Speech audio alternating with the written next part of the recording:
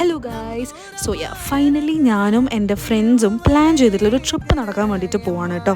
ഞങ്ങളിപ്പോൾ ഉള്ളത് ബറോഡ റെയിൽവേ സ്റ്റേഷനിലാണ്. ഏർലി മോർണിംഗ് 3 o'clock ഞങ്ങൾക്ക് ട്രെയിൻ ഉണ്ടായിരുന്നത്. ഞങ്ങൾക്ക് പോകേണ്ട ഡൽഹിയിലേക്കാണ്, പക്ഷേ മെയിൻ ഡെസ്റ്റിനേഷൻ അതല്ല കേട്ടോ ഗൈസ്. ഞാൻ എന്തായാലും ലേറ്റർ ഓൺ വീഡിയോസിൽ അത് റിവീൽ ചെയ്യാം.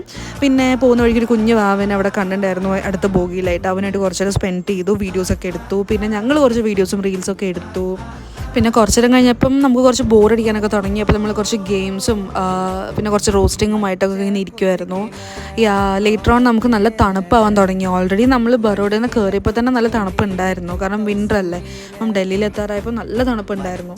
നിങ്ങൾ ഈ കാണുന്ന ആൾക്കാർ മാത്രമല്ല കേട്ടോ, ഒരു 5 മെമ്പേഴ്സും കൂടി ഉണ്ട്. അവർ നെക്സ്റ്റ് ഡേ ട്രെയിനിലാണ് വരിക.